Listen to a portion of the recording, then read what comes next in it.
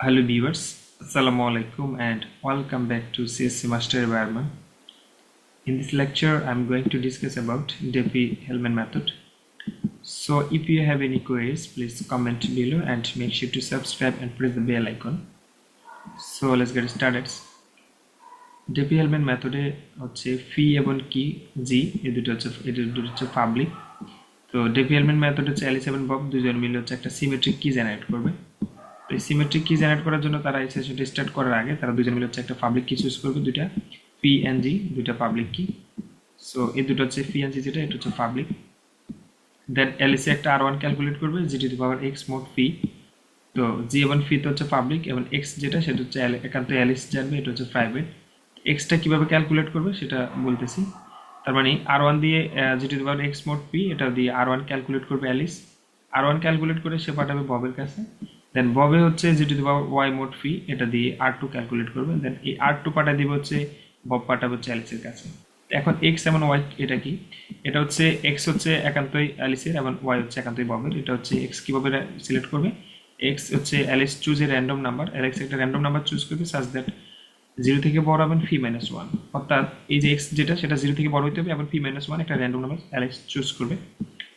ববের ক্ষেত্রে সেম, সে ওয়াইটা হচ্ছে 0 থেকে বড় এবং পি মাইনাস 1 একটা র্যান্ডম নাম্বার চুজ করবে, যেটা একজনে কিন্তু জানবে না। দ্যাট মিনস এটা হচ্ছে প্রাইভেট। সো অ্যালিস হচ্ছে আর1 ক্যালকুলেট করে ববের কাছে পাঠাবে, বব হচ্ছে আর2 ক্যালকুলেট করে অ্যালিসের কাছে পাঠাবে। দেন অ্যালিস একটা কি জেনারেট করবে, সেটা হচ্ছে এই দুইটার মাধ্যমে হচ্ছে একটা সিমেট্রিক কি জেনারেট হয়ে যাবে। তো সেটা কিভাবে হলে দেখেন, অ্যালিস যেটা করছে r to the power x mod p, এটা ক্যালকুলেট করলে একটা কি পাবে। অ্যান্ড ববের যদি এটা দেখি আর1 to the power y mod p, এটা দিয়ে ক্যালকুলেট করলে একটা ভ্যালু পাবে, দুইটাই হচ্ছে সেম হয়ে যাবে।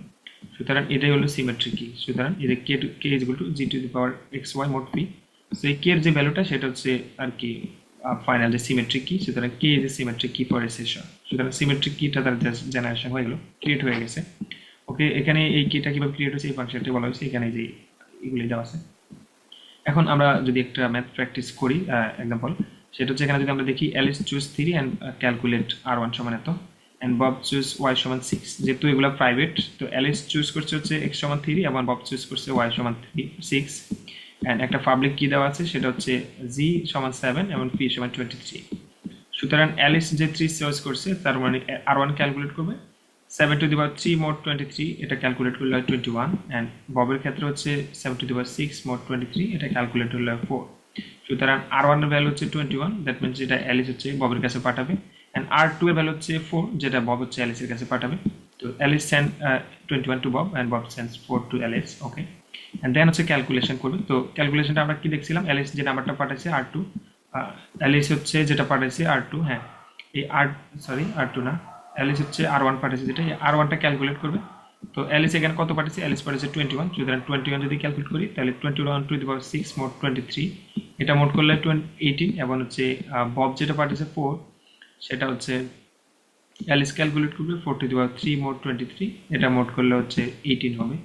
এবং আমাদের ফাইনাল যে আমরা ক্যালকুলেশনটা দেখলাম যে কে সমান g to the power x y mod p, এটা করলে কিন্তু আমাদের সেটা হবে। দেখেন p to the power x y, x হচ্ছে 3 এবং সি ওয়াই হচ্ছে 6, তার মানে 318, তার মানে 7 টু দি পাওয়ার 18 মোট 35 যেটা সেটা হচ্ছে কত, এখানে কি বলতে পারছে নাকি না পি না, তাহলে 35 দিয়ে যদি মোট করে তাহলে কত হবে।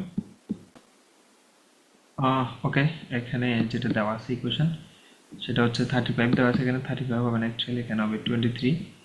সো এটাকে ক্যালকুলেট করলে দেন রেজাল্ট হবে 18। তো এই হচ্ছে আর কি টোটাল বিষয়। আশা করি বুঝতে পারছেন। ধন্যবাদ সবাইকে, ভালো থাকবেন। আসসালামু আলাইকুম।